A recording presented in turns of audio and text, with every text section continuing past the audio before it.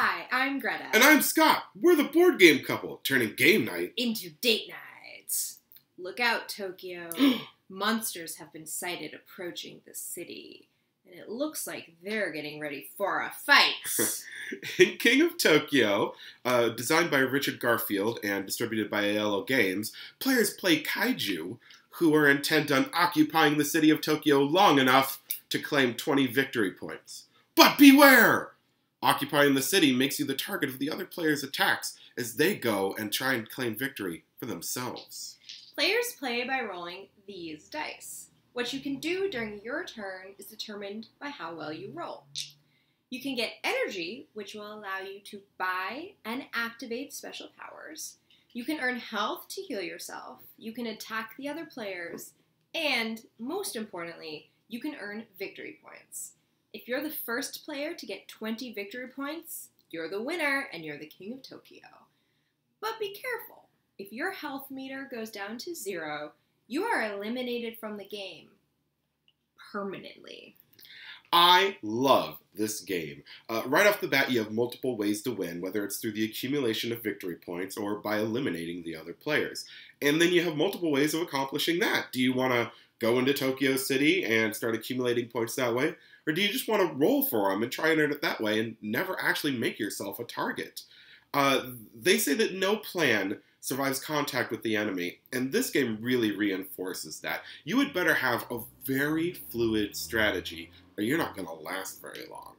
Now, while the base game is a ton of fun and I like it, this game really takes off when you add in the expansions. In the base game, all the characters are basically the same. They act exactly the same, and your choice on which one to use is purely either an aesthetic one, which one looks cooler, this one, or which one has been lucky for you, a superstitious choice. When you gain the power-up expansion, then all the characters gain character-specific power-up evolutions. And that really adds a lot of personality to each of the characters. Now, you're like, oh, I want the power that lets me do that. That means I'm going to be this guy. Yeah! So, unlike Scott, I am not a huge fan of this game. Especially in two-player version, you really spend a lot of the game attacking the other player, which in our case means we're attacking each other. Trust me, I've tried every strategy available to avoid this. It's just not possible. Because the game is really determined by the luck of the roll, you do inevitably end up having to either take over Tokyo or attack the other players in Tokyo. There's just not much strategy involved there.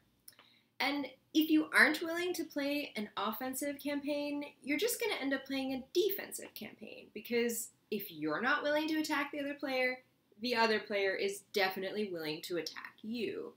And to be honest, they may not even mean it, because, like I said, it's determined by dice rolls. You can try and get certain, an end goal in your dice, but it doesn't always work out that way. This is a little bit more fun for me when you play with more than 2 players, because you're not spending the entire time attacking the only other player. But the other game mechanics just aren't interesting enough for me. The characters are hollow and interchangeable. I can never earn enough energy to actually get any special powers worth using, and I feel like most of my dice rolls go to trying to earn back health.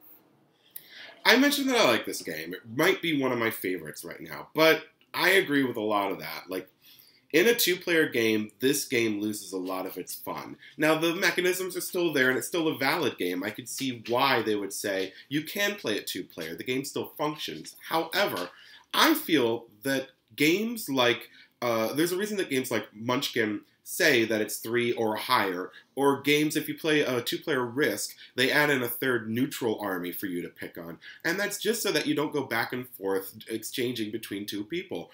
Even Monopoly has never been fun with 2 people, even though it says it can be.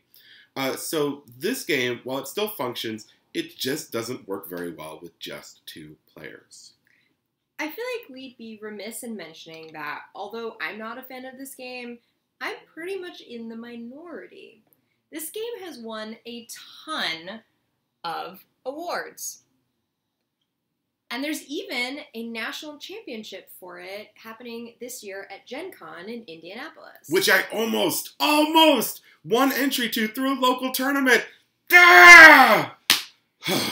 So, Scott, after all that, do you think that this game gets the fight night or the date night rating from us? While I love this game, and anytime anyone wants to play it with me, I'm ready to go. I don't think it works well for just 2 people, and that's going to give it a fight night from me. I agree. I feel like the first few times we tried to play this, we actually did fight about it, and even trying to figure out what to say today led to a little bit of a fight. So for me, it's going to get the fight night rating. I feel like it's just, although Scott mentioned it can be played with 2 players, I just don't think that's the best use of the game's mechanics. Even though it can, it probably shouldn't. If you liked this video, please make sure to click like. And if you want to see more, make sure you click subscribe so that next time you can see us talk about... Mwah!